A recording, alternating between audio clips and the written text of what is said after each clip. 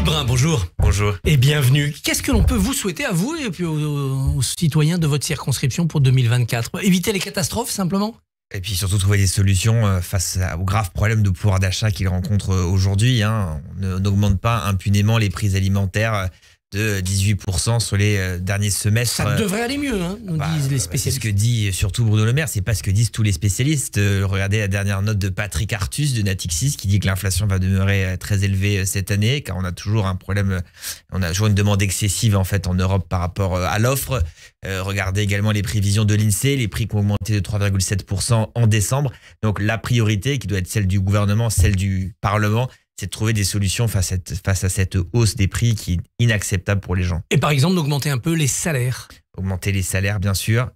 Augmenter les retraites, elles augmentent au mois de février, mais les retraités ont des gros problèmes de pouvoir d'achat. Augmenter aussi les prestations sociales et puis agir sur les sources de l'inflation. Et on le sait bien, cette inflation, c'est pas celle qu'on a connue dans les années 70. C'est une inflation aux causes essentiellement énergétiques. Et je me permets de faire un peu de publicité pour la loi que j'ai déposée à l'Assemblée nationale, qui a été adoptée, qui passe au Sénat la semaine prochaine et qui vise à rétablir les tarifs réglementés d'électricité. Dans une situation, pour qui? Pour les entreprises. Aujourd'hui, les citoyens y ont accès, mais pas les entreprises. Et aujourd'hui, finalement, pourquoi les prix augmentent? Forcément, vous achetez un yaourt, ça coûte de l'énergie de produire ce yaourt, et cette énergie-là, elle est répercutée dans les prix. Rétablir les tarifs réglementés d'électricité, c'est ce qui est permis par cette loi qui a été adoptée par l'Assemblée et qui doit passer la semaine prochaine au Sénat. Donc vous devez vous entendre avec la droite. Et voilà, il faut s'entendre avec LR. On avait déjà réussi au Sénat, elle était déjà passée une première fois et ça avait fonctionné. Quelle est la situation aujourd'hui? Aujourd'hui, EDF produit l'électricité à 60 € du mégawatt, la vend à 42 € du mégawatt à ses concurrents, qui la revendent au tarif réglementé à 300 € du mégawatt et parfois aux entreprises à 600, 700 € du mégawatt. Aujourd'hui, il faut mettre de l'ordre dans tout cela. C'est un enjeu de souveraineté pour notre pays, de pouvoir avoir une énergie peu chère et disponible pour nos entreprises. Il faut rétablir les tarifs réglementés pour les entreprises. Alors Nicolas le suggérait, on attend un remaniement. Est-ce que ça sera tout change pour que rien ne change, comme dans le Guépard de Visconti? Oui, de toute façon, on sait très bien que le Premier ministre s'appellera Macron-Emmanuel. De manière d'ailleurs assez inédite sous la Ve République, le Premier ministre, depuis 2017, n'a même pas le choix de ses propres collaborateurs. Alors, depuis le quinquennat, c'est un peu ça, mais non? Là, c'est tout à fait étrange. C'est que vous écrivez aujourd'hui à un conseiller d'Elisabeth Borne, son adresse mail étant @elysée.fr. Les conseillers de la Première ministre sont les nommés souvent, par le ils sont président partagés, de la oui. Voilà, c'était pas le cas avant. Ça fait des économies. Ça fait peut-être, en tout cas, on voit bien que c'est un Premier ministre qui est dénu de toute autorité politique. Les arbitrages sont pris à l'Élysée. Je lisais les commentaires dans la presse. Le président de la République aurait dit qu'il refusait que Matignon devienne un lieu de pouvoir. Alors, c'est quand même bien un problème. Le Premier ministre, normalement, c'est un lieu de pouvoir. C'est peut-être juste un lieu d'organisation du pouvoir, faire travailler les ministres ensemble et les administrations. Donc ça fait beaucoup d'articles pour finalement discuter de la nomination du directeur de cabinet du président de la République. Dans la liste, il y a quelqu'un que vous connaissez bien, sans doute, parce qu'il est de l'heure, c'est Sébastien Lecornu. Alors, qui est-il? Un macroniste, un homme de droite, un homme de dossier, un élu local? En tout cas, c'est quelqu'un qui a un vrai sens du terrain, qui connaît le pays, qui sait ce que c'est qu'une permanence d'élus, qui connaît les difficultés des gens, qui connaît aussi la vie politique. Il n'a donc aucune chance d'être nommé. Vous êtes sûr? Écoutez, je regarde le profil de ses prédécesseurs.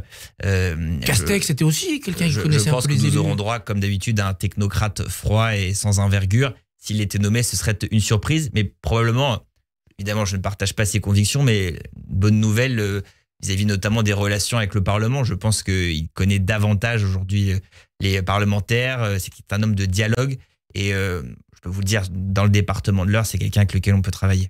Et Julien de Normandie, qui tient la corde ce matin, mais ça change tous les jours, 43 ans, spécialiste d'agriculture. Lui aussi, il connaît bien la France, même s'il n'a jamais été élu.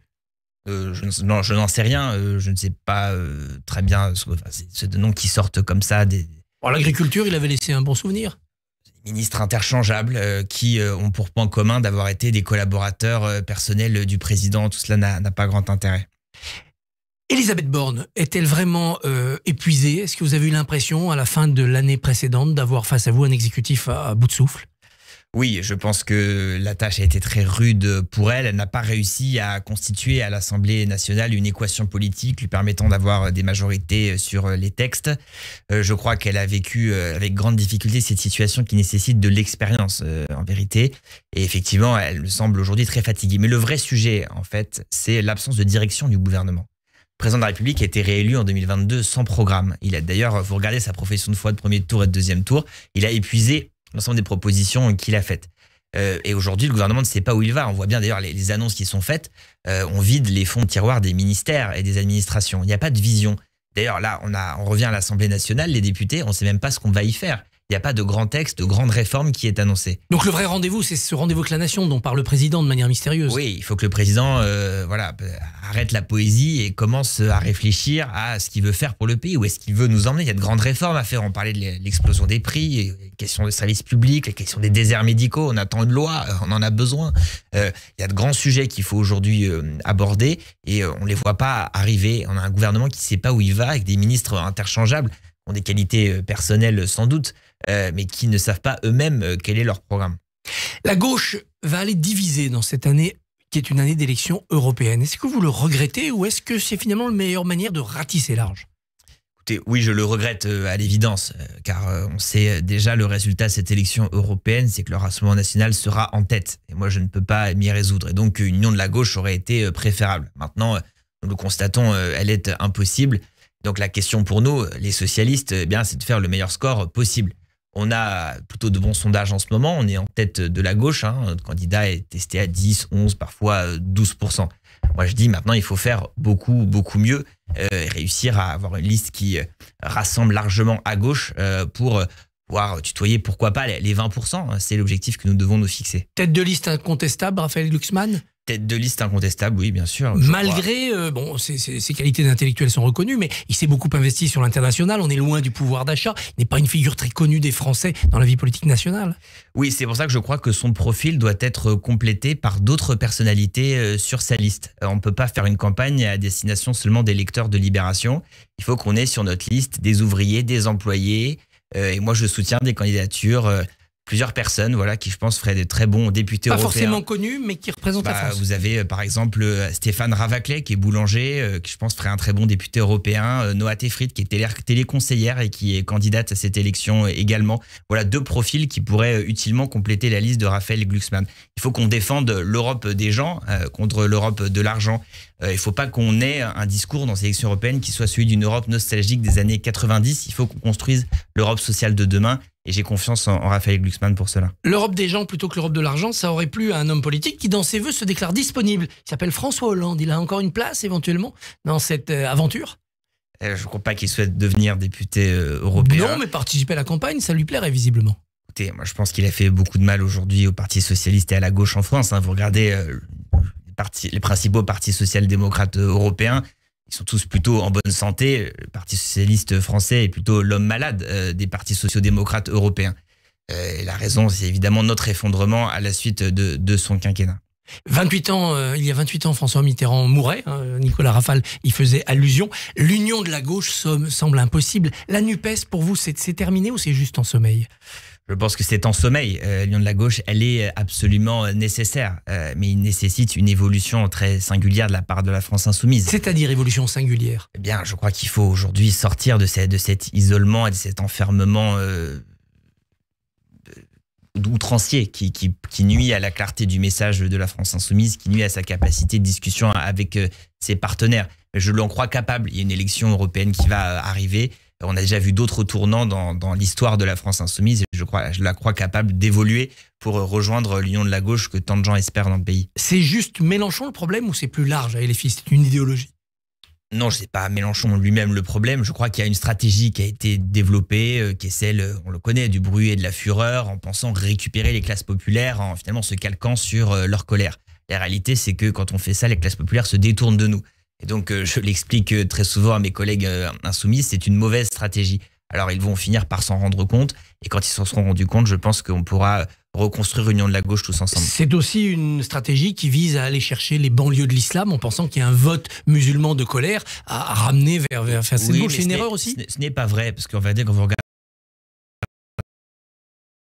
des banlieues dont on parle, il y a des scores, une abstention qui est très élevée. Donc, dire que Mélenchon a récupéré le vote des banlieues n'est pas tout à fait exact.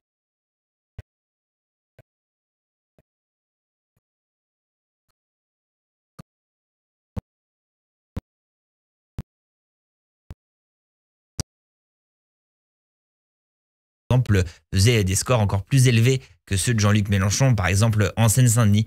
Donc je crois que il faut aujourd'hui avoir un discours qui rassemble. Il faut parler à tous ces gens qui travaillent dans le pays, à tous ces ouvriers, tous ces employés, quel que soit l'endroit où ils habitent, en banlieue ou dans la France périphérique. Le PS manifestera dimanche prochain contre la loi Darmanin sur l'immigration. Oui, nous manifesterons à l'appel d'un très grand nombre de personnalités, dont Jacques Toubon, ancien ministre de Jacques Chirac, et d'autres, contre cette loi immigration, qui sera d'ailleurs probablement censurée en grande partie par le Conseil constitutionnel et qui comprend, quelles que soient nos opinions politiques, un certain nombre d'horreurs qu'il convient ici d'exposer, notamment, par exemple, l'interdiction de l'hébergement d'urgence pour les étrangers en situation irrégulière. C'est dans le texte. Je crois que c'est contraire à tous nos principes d'humanité que partagent un grand nombre de Français. Sondage OpinionWay publié par la Tribune dimanche hier pour les jeunes de 18-24 ans. L'histoire est un mystère. 18% d'entre eux ignorent ce qu'est la Shoah. 17% connaissent le mot sans trop savoir le contenu. 39% ignorent la rafle du Veldiv. Ça vous inquiète ou faut qu'on fasse avec une minorité comme ça d'incultes ? Oui, évidemment, ça m'inquiète. La montée de l'obscurantisme de manière générale, la montée de l'ignorance est un profond danger pour notre pays. Et je crois, comme Jean Jaurès, que l'école, c'est un droit de l'enfant, le droit d'être mis en situation par une éducation rationnelle et libre de dominer ses impressions premières, je le cite. Et donc, il faut aujourd'hui évidemment défendre l'enseignement de l'histoire. Il y a beaucoup d'heures d'histoire qui ont été supprimées dans les programmes depuis les 20 dernières années. Il faut bien sûr défendre cela, car je pense comme Tocqueville que sans passé, l'histoire avance dans les ténèbres. Le passé va servir aussi pour éclairer l'avenir. Si vous aviez un souhait à faire voter à l'Assemblée en plus de votre loi EDF pour cette année, ça serait quoi ?